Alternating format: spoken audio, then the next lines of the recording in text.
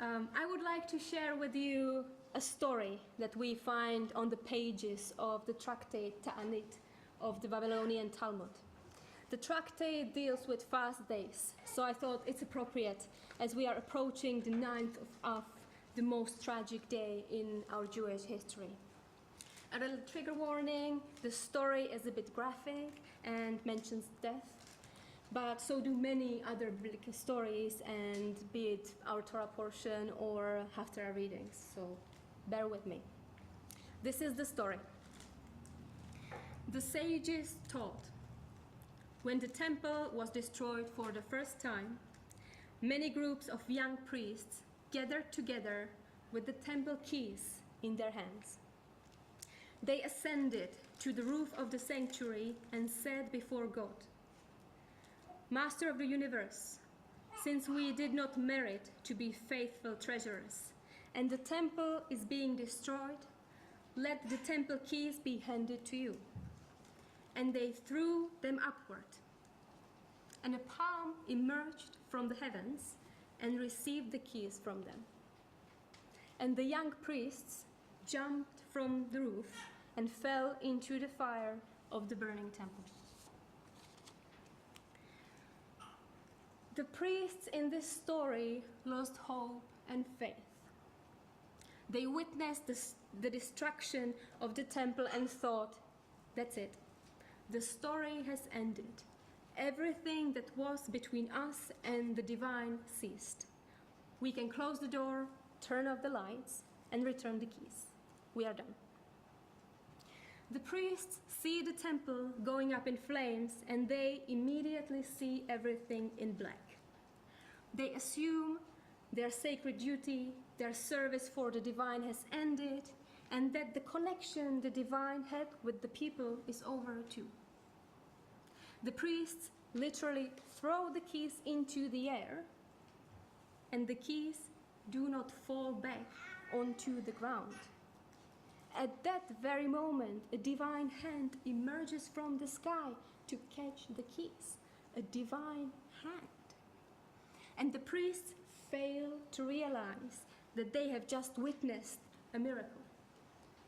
Instead of regaining hope and inspiration for possible new connections with the divine in this new situation and under new circumstances, they follow the darkest path and jump into the fire. Only then did the story truly end.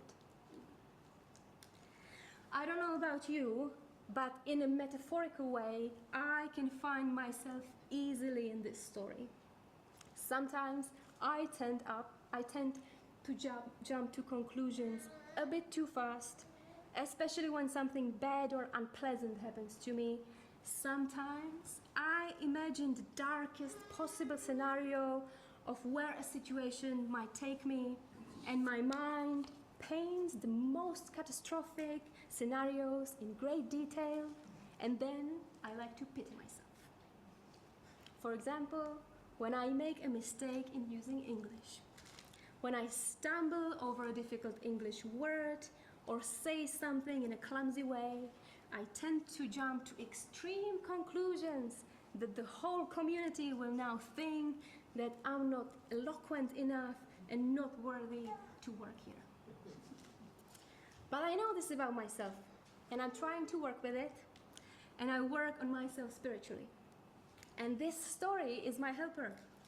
It says to me, don't jump to the fire. Look for the divine hand instead.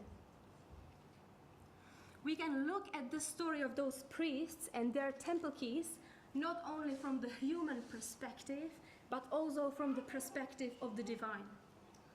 God reaches out towards the people and is not being noticed. Just a few moments ago, we heard the words of the prophet Jeremiah read by Lisa. In the first part of the Haftarah, we have heard a different type of God than the one that we are used to. We have heard the voice of God who is saddened, maybe even disheartened. We have heard words of a God who feels abandoned and lonely. The divine says, "What wrong did your ancestors find in me that they abandoned me?" And a few verses on it continues. They never asked themselves, where is God who brought us up from the land of Egypt, who led us through the wilderness and a land of deserts and pits, a land of drought and darkness, a land nobody has traversed, where no human being has dwelt. And it continues, the priests never asked themselves, where is God? The guardians of the teaching ignored me, says the divine. The rulers rebelled against me, and the prophets prophesied by Baal and followed what can do no good. This is an abandoned God, abandoned by his people, by his priests, by the guardians of his teaching. I find this so very moving and so very true. Especially when we look at the world as it is today, with wars raging in Israel and in the Ukraine, when we look at the world where innocent children are stabbed to death, when we look at the world with rising unrest and tensions connected to elections in places and countries where people are going to the polls and can vote. It is easy to lose hope and faith and to jump into the fire instead of looking for a helping hand. It is easy to say God does not exist, because if God did, such and such a thing would not be happening in the world. But maybe the whole time the divine just waits and wants to be seen and noticed by us. There is an idea that connects the story of the priests throwing their temple keys into the air and the prophet Jeremiah presenting God as feeling abandoned. If you give up on someone, they will probably give up on you too. So, don't give up. Let me bring us a few steps back where we started, to the approaching fast of Tisha B'Av. As a progressive Jew, the 9th of Av never really played a big role in my Judaism. But this year, I feel very different. This year, I yearn to mark the 9th of Av, because I feel I need time and space to mourn everything that is happening in the world since last October.